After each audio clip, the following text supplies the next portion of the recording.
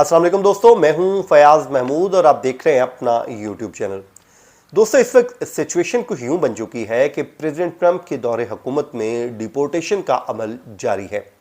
20 जनवरी को इसकी अनाउंसमेंट की गई और उसके बाद से लेकर अब तक मुख्तलिफ लोगों को मुख्तलिफ औकात में गिरफ्तार भी किया गया और उनको डिपोर्ट भी किया गया।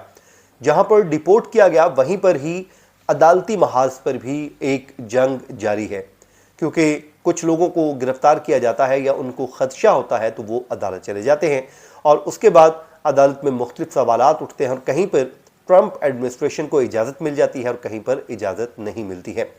लेकिन अब कुछ ऐसे लोगों के मुतल्लिक सवाल उठ रहे हैं जो सवाल उठा रहे हैं मुख्तलिफ इदारे कि वो तो लीगल थे, लीगल तरीके से एंटर हुए थे और प्रेसिडेंट जो बाइडन के दौर में जो प्रोग्राम था उसके तहत आए थे। जो उनकी CBP-1 ऐप है उसके ज़रिए वो पहुंचे थे और वो तो लीगल थे, उनको कैसे डिपोर्ट कर दिया गया, वो इस पे सवालात उठ रहे हैं। और वो कैसे डिपोर्ट हुए, क्यों हुए, आज के इस व्लॉग में तमाम तर डिटेल आपके सामने रख देते हैं। अच्छा दोस्तों, वेनेजुएला के ये शहरियों का मामला है, क्योंकि जब एक प्रेसिडेंट सेट हो जाता है तो फिर वो आपके लिए भी होता है, सबके लिए भी होता है।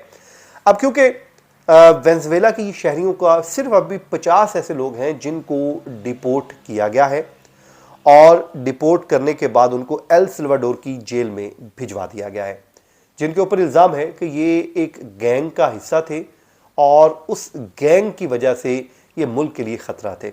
अब इनको पकड़ा गया, पकड़ने के बाद एल सल्वाडोर की जेल में भिजवा दिया गया।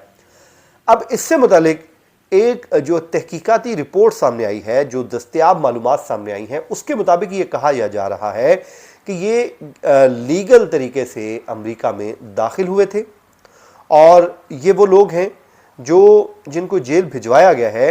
वो कहते हैं कि अमेरिका में कानूनी तौर पर न सिर्फ दाखिल हुए बल्कि वफाकी हुकूमत के इस दावे की वो कहते हैं कि तरदीद भी होती है कि वो तमाम 240 अफराद जिन्होंने एल सल्वाडोर के दहशतगर्दी के कैद मरकज़ में जिन्हें भेजा गया, गैंग के रुकन थे और गैर कानूनी रिहाइश पजीर थे। कहते हैं कि इन 50 लोगों को भी उन्हीं गैंग का हिस्सा करार दिया गया है, लेकिन ये बुनियादी तौर पे इलीगल एंटर नहीं हुए थे।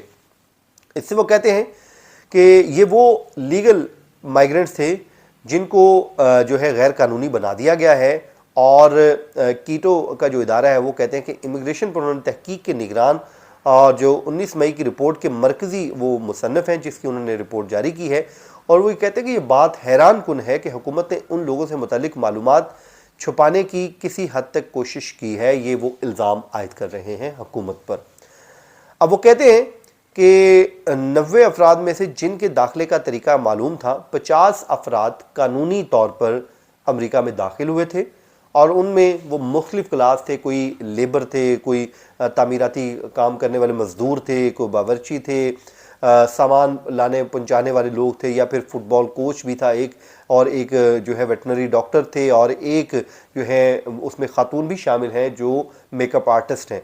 अब जो यही सवालनामा वाइट हाउस को भी भिजवाया गया है और वो इदारा ये कहता है कि अभी तक हमारे सवालों का कोई जवाब नहीं आया है। अब इन 50 अफराद में से वो कहते हैं कि एक शख्स के पास सियाहत का वीज़ा था और 4 अफराद ने जो है असाइलम जो है वो सीख कर रखी थी। बाकी जो 45 लोग हैं वो CBP ऐप के ज़रिए दाखिले की इजाज़त हासिल करके अमेरिका में दाखिल हुए थे और ये वो ऐप थी जो प्रेसिडेंट जो बाइडन के दौर में शुरू हुई। अब मसला कहाँ पर है?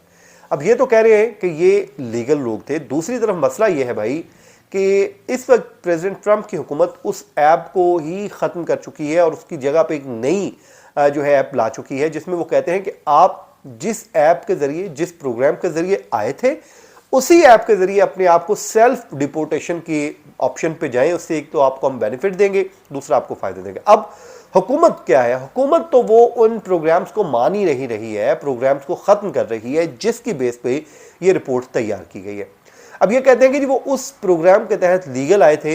हुकूमत ये कहती है कि भाई अब हम जब इस ऐप को ही नहीं मान रहे, हम इस ऐप को ही ख़त्म कर रहे हैं, उस प्रोग्राम को ही ख़त्म कर चुके हैं, तो फिर अब आपके लिए कोई गुंजाइश बाकी नहीं है। अब ये मामला सिर्फ इन 50 लोगों तक नहीं रुकेगा, बल्कि ये आने वाले दिनों में और भी बहुत से लोग जो हैं इससे मुतासिर होंगे, जो भी इस तरह या इस ऐप के ज़रिए अमेरिका में पहुंचने में कामयाब हुए थे।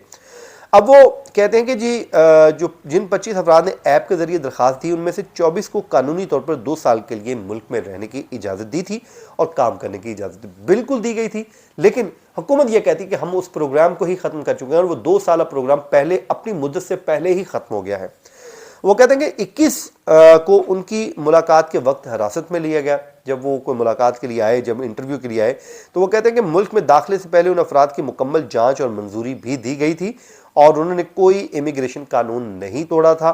और इस हवाले से वो कहते हैं कि जी वो बिल्कुल, और बाकी वो कहते हैं कि इन अफराद को मुजरिम और वेनेजुएला के जराइम पेशा गिरोह का हिस्सा करार दिया गया है। लेकिन 50 कानूनी तौर पर दाखिल होने वाले में से सिर्फ 2 अफराद पर अमेरिका में किसी किस्म के इल्ज़ाम थे, वो भी मामूली नौइयत के थे।